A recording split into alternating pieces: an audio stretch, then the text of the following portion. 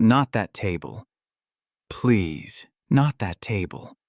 Preston Vale hissed the words under his breath, but Caroline Whitaker was already walking straight toward the poorest man in the entire diner, and nobody in that room had any idea what was about to unfold. Outside, a brutal Vermont snowstorm hammered against the windows. Inside Miller's Corner Diner, forks froze mid-air, coffee cups hovered, untouched. Above the pie case, an old television still flashed her face. Billionaire philanthropist arrives for tonight's charity gala. She stood there dripping melted snow, hair wind-blown, eyes carrying a tiredness no amount of money could hide. In the last booth, under a flickering yellow lamp, sat Ethan Miller and his 9-year-old daughter, Sophie, splitting one plate of pancakes into careful, equal pieces. His jacket was worn thin at the cuffs. Her mittens didn't even match. Between them, one small bowl of syrup, stretched to last. Caroline looked at the empty seat across from them. "Can I sit with you?" she asked softly.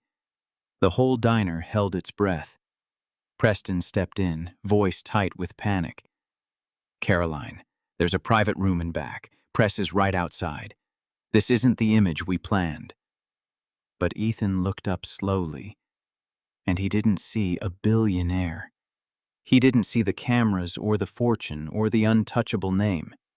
He saw a woman standing alone in wet shoes, trying hard not to look lonely.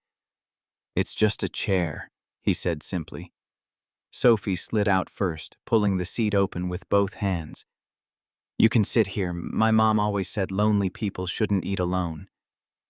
Something in Caroline cracked wide open.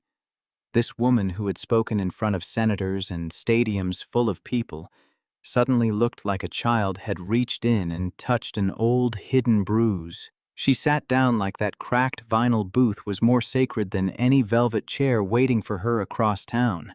Ethan slid the syrup toward her. "We only ordered one plate, but there's enough if nobody minds smaller bites."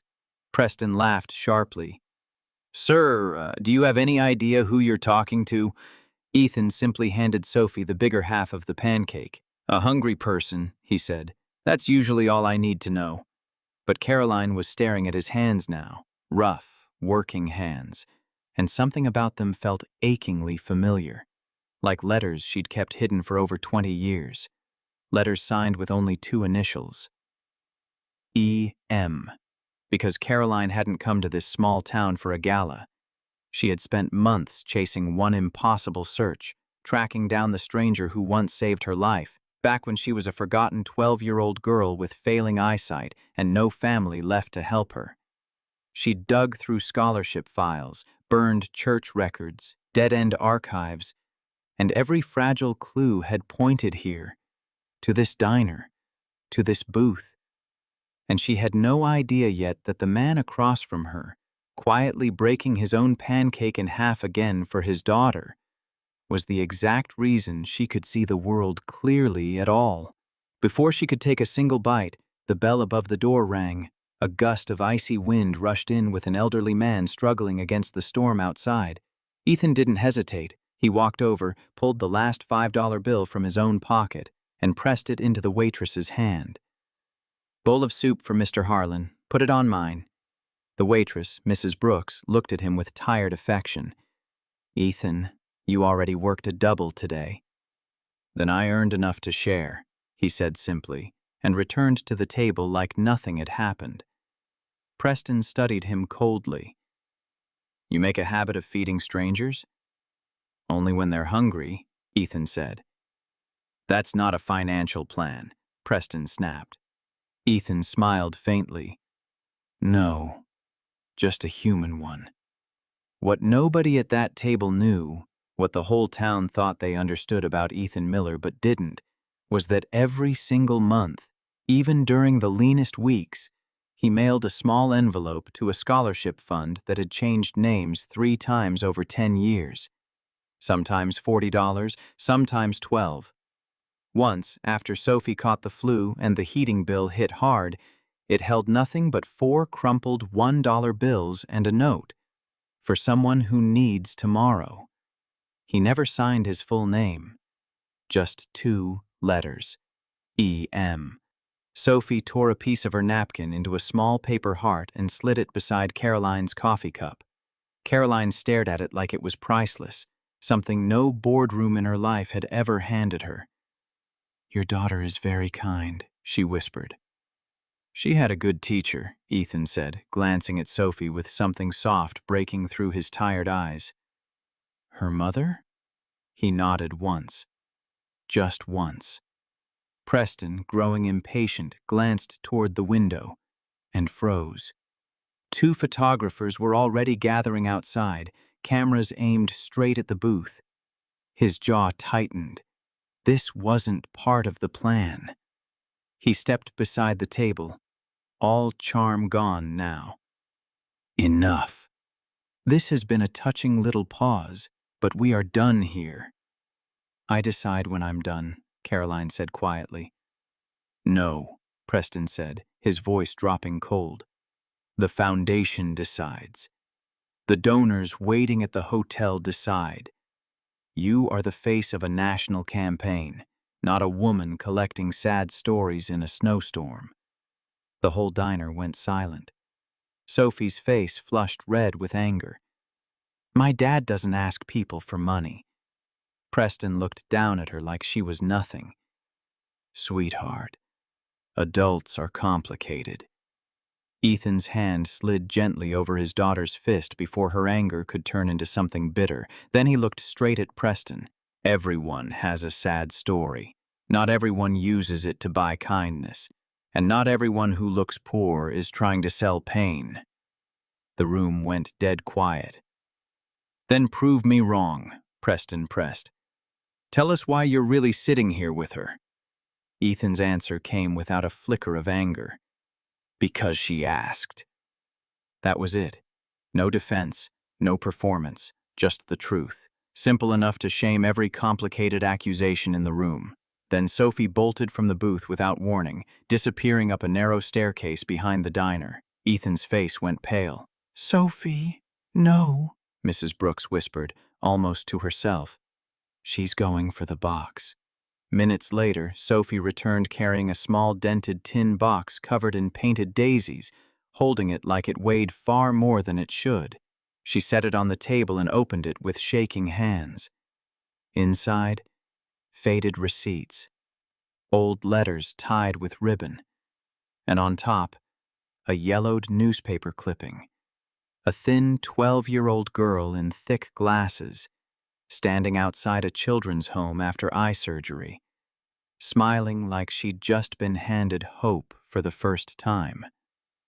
Caroline's breath caught in her throat. She knew that photograph.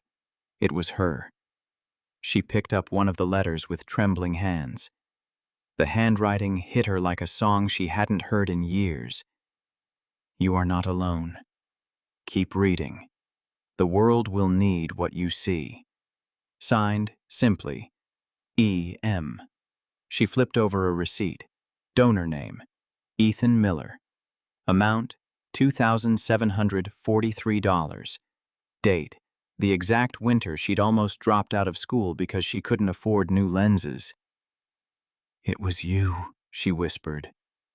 Ethan looked away, not ashamed of giving, only stunned at finally being found. "It was never supposed to be about me." 27 minutes later, Caroline walked into her own gala, not alone, but with Ethan and Sophie at her side. The room's carefully rehearsed story shattered instantly. Preston scrambled, whispering that the optics were complicated. Caroline cut him off with 4 words. "He walks with me." When she reached the podium, she turned her prepared speech face down and set it aside. "When I was 12 years old," she began, "I could barely see the words on a classroom chalkboard." The room went still. Then a stranger started sending money. Not much by the standards of this room, but it paid for glasses, books, bus fare, and one surgery that changed how I saw the world. She held up the old letter. "For 22 years, I searched for the person who wrote these words. Tonight, I found him. Every eye in the ballroom turned toward the man standing awkwardly by the curtain in his worn jacket. Ethan didn't smile. He didn't step forward. He simply placed a hand over Sophie's shoulder as if reminding himself that being seen wasn't the same as needing applause. "His name is Ethan Miller," Caroline said. "He is not a symbol for our campaign. He is the reason I am standing here at all." For the first time all night, the ballroom wasn't impressed. It was silent, the kind of silence that means something actually landed. Preston tried one last time, hissing that a billionaire shouldn't kneel in front of a diner cook. Caroline looked at him with something colder than anger. A human being builds character by knowing when she should. Then she walked straight past him, down the aisle, toward the back of the room, and stopped in front of an empty, unmarked chair beside Ethan. "Can I sit with you?" she asked again. The exact question that started everything. Ethan smiled faintly. "You already did." She sat. Not on the stage, not beneath her own name, just in the back row, beside a tired, single father and his daughter. Sophie slipped her mismatched mitten into Caroline's hand, and only then did the applause begin, slow, uneven, and completely real. 3 months later, the old brick schoolhouse on Maple Street reopened as the Miller Light Center. Tutoring, eye exams, warm meals, and quiet rooms where kids could simply exist without being rushed. Ethan still drove his same rusted pickup. He still wore the same worn jacket. When a reporter asked why he hadn't accepted the bigger house Caroline offered, he just smiled. A bigger house doesn't make a man bigger, but a bigger table can feed more people.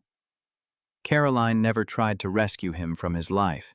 She simply respected it and kept showing up at that same diner every Thursday evening, always in the last booth, always asking Sophie what she'd drawn that week. Years later, visitors to the Miller Light Center still pause at a small framed note by the entrance, written in Ethan's careful handwriting. Some people don't change the world by standing above it. They change it by saving one seat. And underneath, in Sophie's shaky child handwriting, 3 more words. Sit with us. Because real kindness never needs applause. It travels quietly through storms and strangers and years, until one day it comes back around and pulls out a chair for you. If this story moved you even a little, hit like, drop a comment, and share it with someone who still believes in quiet kindness. And if you want more stories like this one, subscribe to Aftermath Tales, because the real story is always in the aftermath.